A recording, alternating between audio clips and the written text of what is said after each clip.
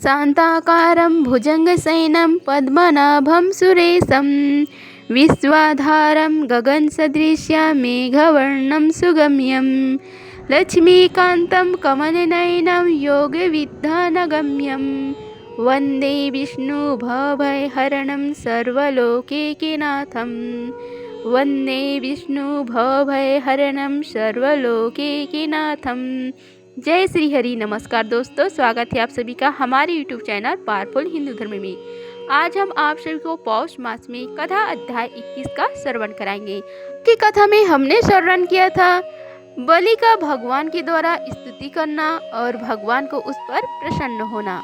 आज की कथा में हम श्रवण करेंगे बलि के बंधन से छूटकर सुतल लोक को जाना। आइए कथा का श्रवण कीजिए। श्री सुखदेव महाराज कहते हैं कि जब सनातन पुरुष भगवान ने इस प्रकार कहा तो साधुओं के आदरणीय महाअनुभव दैत्यराज के नेत्रों में आंसू छलक आए। प्रेम के उद्गार से उनका गला भर आए। वे हाथ जोड़कर गदगद वाणी से भगवान से कहने लगे। महाराज बलि ने कहा, हे प्रभु, मैंने तो आपको पूरा प्रणाम भी नहीं किया, केवल प्रणाम करने मात्र की चेष्टा भर की। उसी से मुझे वह फल मिला जो आपके चरणों के शरणागत भक्तों को प्राप्त होता है। बड़े बड़े लोकपाल और देवताओं पर आपने जो कृपा कभी नहीं की, वह मुझ जैसी नीच असुर को सहज ही प्राप्त हो गई। श्री सुखदेव महाराज कहते हैं कि हे परीक्षित, यो कहते हैं बलि वरुण के पासों से मुक्त हो गए। तब उन्होंने भगवान ब्रह्म जी और शंकर जी को प्रणाम किया और इसके बाद बड़ी प्रसन्नता से असुरों के साथ सुतल लोक की यात्रा की। इस प्रकार भगवान ने बलि से स्वर्ग का राज्य लेकर इंद्र को दे दिया। अदिति की कामना पूर्ण की और स्वयं उपनेन्द्र बनकर वे सारे जगत का शासन करने लगी। जब प्रहलाद ने देखा कि मेरे वंशधर पौत्र राजा बलि बंधन से छूट गए और उन्हें भगवान का कृपा प्रसाद प्राप्त हो गया, तो वे भक्ति भाव से भर गईं और उस समय उन्होंने भगवान की इस प्रकार स्तुति की। प्रहलाद जी ने कहा, हे प्रभु, यह कृपा प्रसाद तो कभी ब्रह्म जी, लक्ष्मी जी और शंकर जी को भी नहीं प्राप्त हुआ, तब दूसरों की बात ही क्या है। अहो, विश्ववंद ब्रह्मा आदि भी जिनके चरणों की वंदना करते रहते हैं, वही आप हम असुरों के दुर्गपाल किलेदार हो गई। हे शरणागत वत्सल प्रभु, ब्रह्मा आदि लोकपाल आपके चरण कमलों का मकरंद रस सेवन करने के कारण सृष्टि रचना की शक्ति आदि अनेक विभूतियां प्राप्त करते हैं। हम लोग तो जन्म से ही खल और कुकर्मी मार्गी हैं। हम पर आपकी ऐसे अनुग्रह पूर्ण दृष्टि कैसे हो गई, जो आप हमारे द्वारपाल बन गई। आपने अपनी योग माया से खेल खेल में ही त्रिभुवन की रचना कर दी।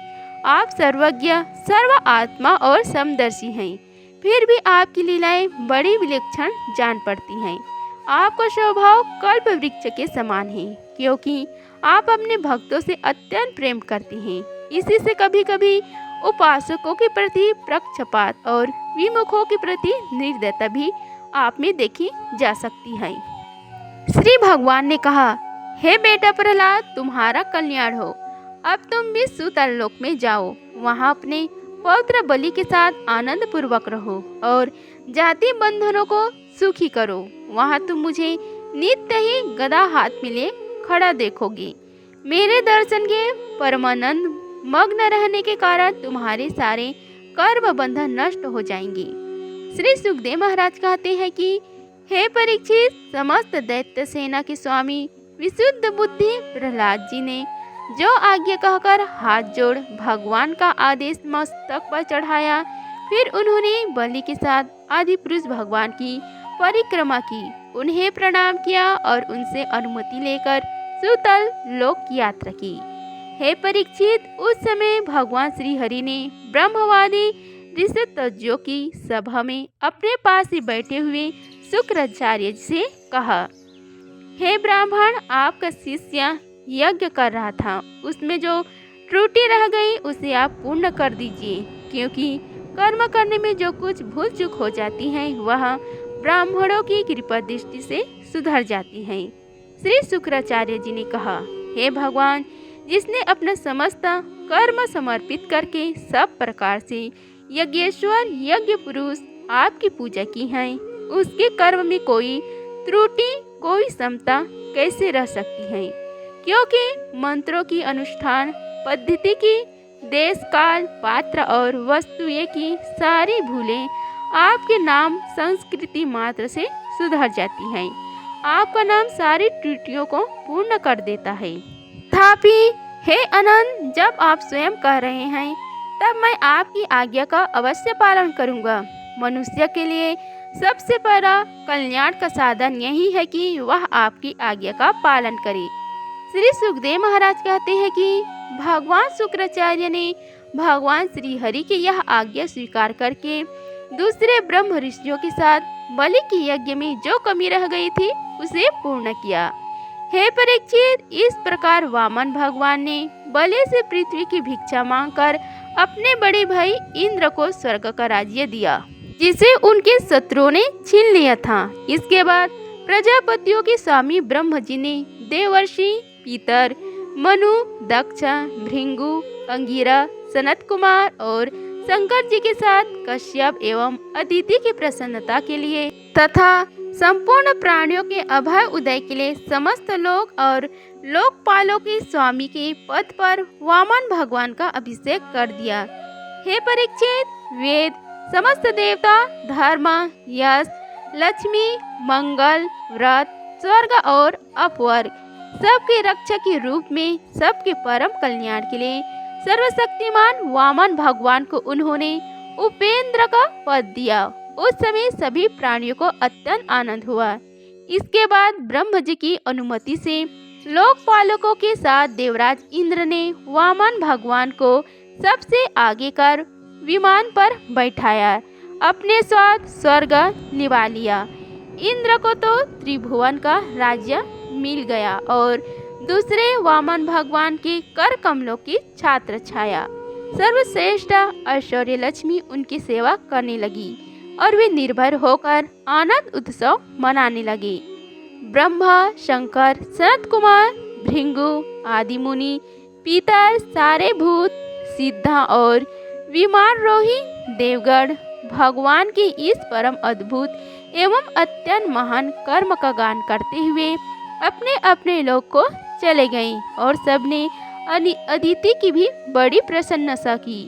हे परीक्षित, तुम्हें मैंने भगवान की यह सब लीला सुनाई, इससे सुनने वाले के सारे पाप छूट जाते हैं। भगवान की लीलाएं अनंत हैं, उनकी महिमा अपार है। जो मनुष्य उसका पार पाना चाहता है वह मानो पृथ्वी के परमाणुओं को गिन डालता चाहता है। भगवान के बंधन में मंत्रदृष्टा महर्षि वशिष्ठ ने वेदों में कहे हैं कि ऐसा पुरुष न कभी हुआ है, न है और न होगा जो भगवान की महिमा का पार पा सके। देवताओं के आराध्य देव अद्भुत लीलाधारी वामन भगवान के अवतार चरित्र को जो श्रवण करता है उसे परम गति की प्राप्ति होती है। देवज्ञ पितृज्ञ और मनुष्य यज्ञ किसी भी कर्म का अनुष्ठान करते समय जहाँ जहाँ भगवान की इस लीला का कीर्तन होता है वह कर्म सफलतापूर्वक प्रसन्न हो जाता है। यह बड़े बड़े महात्माओं का अनुभव है। इस प्रकार पौष मास में कथा अध्याय 21 का समाप्त हुआ। अगले की कथा का अध्ययन हम कल करेंगे। अगर आप सभी को यह वीडियो अच्छी लगी होगी तो वीडियो को लाइक कीजिए, चैनल को सब्सक्राइब कीजिए और कमेंट बॉक्स में जय श्री हरि लिखिए। धन्यवाद। मिलते हैं अगले वीडियो में, तब तक के लिए जय श्री राधे कृष्णा।